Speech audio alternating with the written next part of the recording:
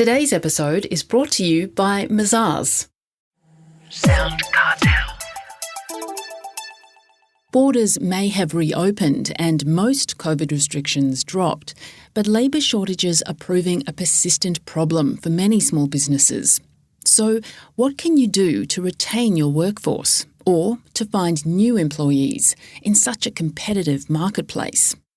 From SoundCartel, I'm Nicole Goodman, and this is Business Essentials Daily.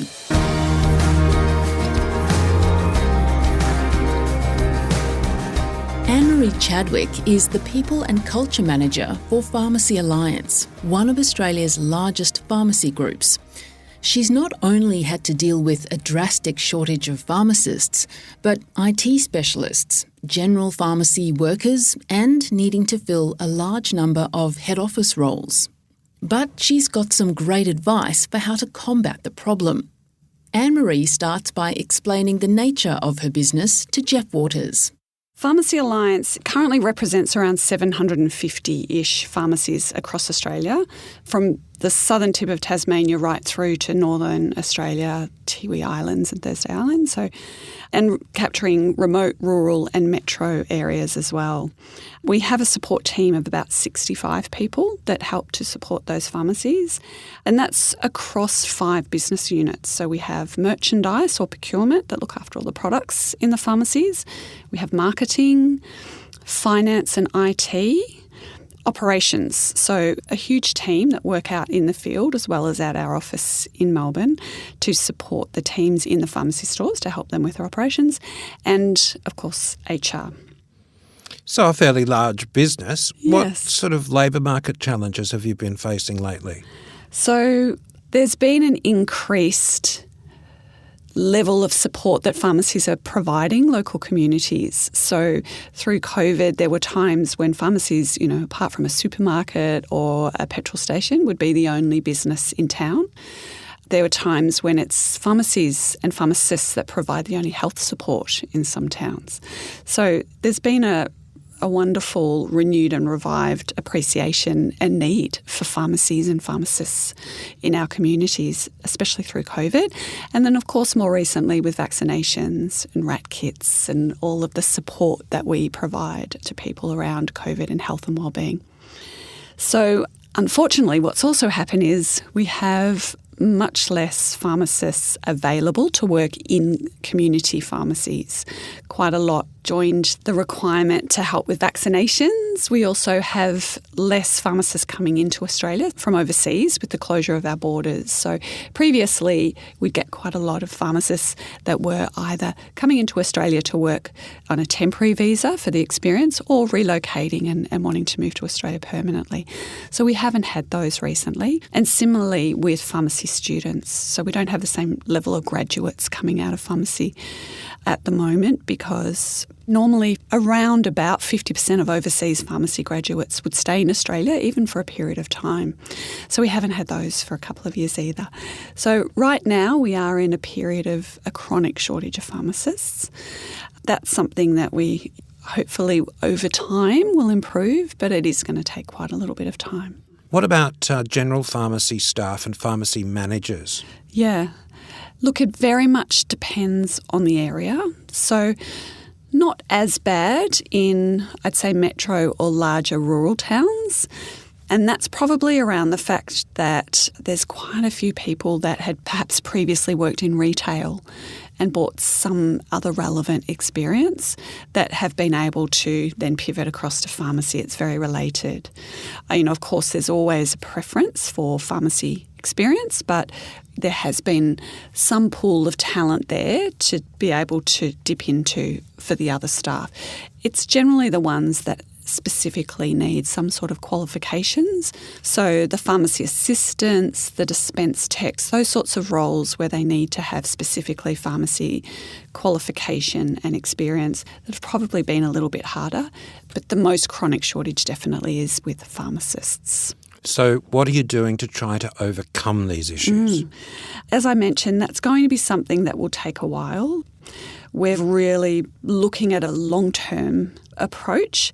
We're also offering employment opportunities for new graduates. So we're providing what we call intern labs to try and attract new graduates into our pharmacies, and also trying to encourage high school students, particularly in rural areas, to consider pharmacy as a career. Particularly females, but all students. It seems to have waned slightly in popularity in terms of a career, whereas it's actually a fabulous and very broad career for someone to consider. So we're actually going to be introducing a rural scholarship program to help support some rural students to go through pharmacy college, and then they'll have a guaranteed job at the end of that. And something that's really important that's coming out of a lot of research that we're seeing at the moment around what candidates are looking for when they're looking for jobs, and what, I'm sure it's no different for pharmacists, is that work-life balance, fantastic culture, but at the end of the day also remuneration and benefits. So the challenge for a lot of smaller business owners and for some pharmacy owners is that the salaries of pharmacists has increased significantly in order to attract pharmacists to particularly remote and rural pharmacies, but all pharmacies right now. So some of our members are having to get pretty creative around some of the benefits that they offer. So it's not just around salary packaging. It is around the support and professional development. Or it might be around support around accommodation, relocation costs, all those sorts of extra benefits that you're able to offer somebody. We're having to be very creative around that and offer some fantastic attractors to get people to work in the pharmacies and to move to some of the more remote areas. Sorry, just to put pharmacists aside again and talk about the other general staff. Yes. Are you feeling wage pressure there as well? Look, definitely at the moment, increased pressure on talent. And we're finding in the digital, so the IT and finance and analytics space, there's been a sudden increased pressure on those roles. And a lot of that's come from COVID and the increased need for that type of talent and knowledge and experience. For example, when COVID hit and stores closed, most of the retailers suddenly upped their online retail offer and presence. So they needed a lot more techie people, more digital, more data analysts, more marketers working in that digital space. So suddenly there was this huge shortage in those spaces. And they're careers that haven't been around for a really long time. Some of those people that have incredible skills in those areas are probably only 3 to 5 years out of university in some cases. So you don't have a massive talent pool. So that's definitely been a huge pressure on our business and most businesses that I know. I guess the other thing too is that with the improvement in digital access also comes recruiters, so whether they're internal recruiters that are working for organisations or recruitment agents, their ability to search and find talent and reach out to them directly. So one thing that we've noticed has really risen quite dramatically recently is direct contact from organisations approaching employees and asking them directly if they'd like to apply for jobs or if they're interested in considering new roles. So that puts a lot of pressure on organisations and employers to really try and be ahead of the game. And I think we just have to be very aware that this is happening. We've got to make sure that we're keeping in very close contact with our team members. Part of that, I guess, speaks back to making sure that we've got a strong relationship with our team members. We're focusing on very, very individualised experience in the workplace, so an incredibly positive culture with individualised experience so that people can really write what their future will be with our organisation. It's around making sure that they're able to consider what they would like to do in the future, so what their succession will look like, what development they need, and really trying to work with people individually to make sure that we're not only keeping up those lines of communication so that if there are any concerns or indeed they do get approached, they feel comfortable talking to us about it, but also so that we can be ahead of the game and really be prepared to offer them what they feel they need for their own personal and professional development. So you've given us a few there already, but are there any other tips that you could offer to small business people out there? Yeah, look, when you do have vacancies, use all the channels that you can find to advertise and promote your business and the vacancies you have. So I guess we have access to many more platforms. So social media in smaller communities, Facebook is an incredible tool for businesses to use, and even in metropolitan communities, be aware of local community Facebook pages, make sure you update your own business page.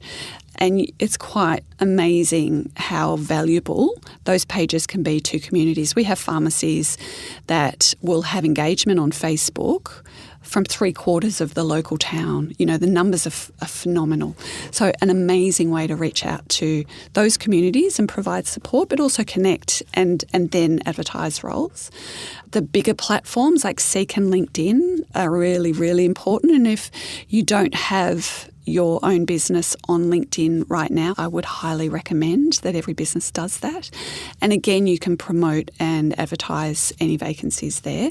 But you can also promote your business and the culture and the experiences that people working in your business are having. And that's something that a lot of job seekers will look to when they're doing research around a role and research around an organisation that they may want to apply to or they've heard a vacancy. They'll often go to LinkedIn or Facebook to have a look at the page to see what sort of culture you have, see how your employees or team members are experiencing life working with you. So they're really, really key supports. There's also a few job sites that are less expensive, perhaps, than some of the bigger ones. And depending on the industry, can be quite valuable. And they're websites such as Jora or Indeed. So often you can get a free postings or at a lower cost. So you really just need to put your net out there and cast it wide in order to be able to really capture the marketplace. And how can workforce planning help businesses? Yeah, so there's been some really amazing research that's coming out at the moment about the changing priorities for employers to consider in the workplace and managing and really developing their workforce. And they include things like building critical skills and competencies. So it's really tough to predict future skills. As I mentioned, some of the skill shortages right now are roles that didn't exist 5 or 10 years ago. So organisations really need to be aware of that and be building those critical skills and any new skills they need within their organisation. So upskilling some of their team members, structure talent management around the skills sometimes and not always around the roles. Other things are organisational design and change management.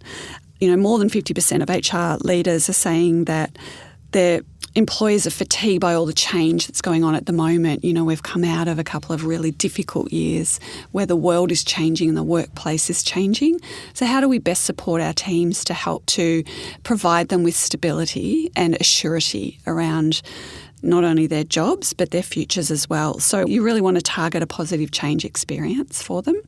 Increase workplace health. So health and well-being is also an enormous focus at the moment in the workplace, and something that us being in the pharmacy industry is a particular focus. But, you know, we do need to be a lot more holistic about the way that we approach our team members and how we can best support them to thrive in the workplace. The other thing is the current and future leadership bench. So really being focused on that development internally and succession planning internally, which really helps to fill gaps. You know, if you do find that some of your talent leaves, just be ready and be prepared to fill those gaps with current employees and current team members, because it'll always be a much better option, both from a cultural perspective, from a skills perspective, and also from a financial perspective, because there's less cost then in having to recruit someone externally. Almost 50% of HR leaders are prioritising the future of work, saying that the pandemic's really disrupted our workforce and the way we plan for the future.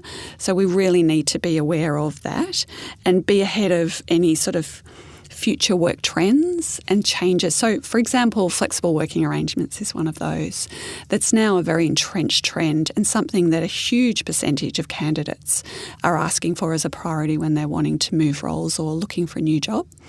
And not all organisations have been as quick to understand and appreciate and prioritise how important that is for some people.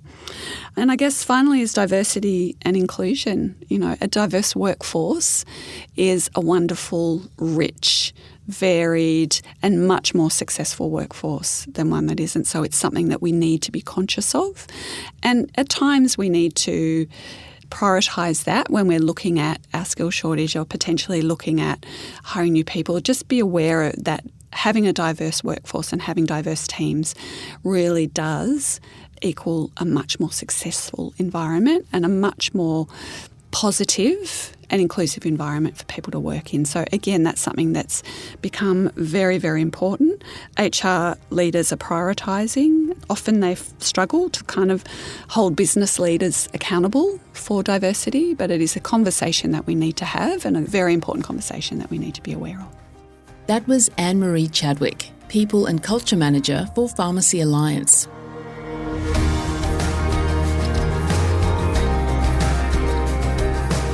This episode of Business Essentials Daily is produced by the team at SoundCartel. Thanks for listening. I'm Nicole Goodman. We'll bring you more Be Daily tomorrow. Follow @BE Daily Podcast across social media and head to bedaily.com.au for more from the Business Essentials Daily podcast. SoundCartel. This episode was brought to you by Mazars. To find out more, visit mazars.com.au. That's mazars.com.au.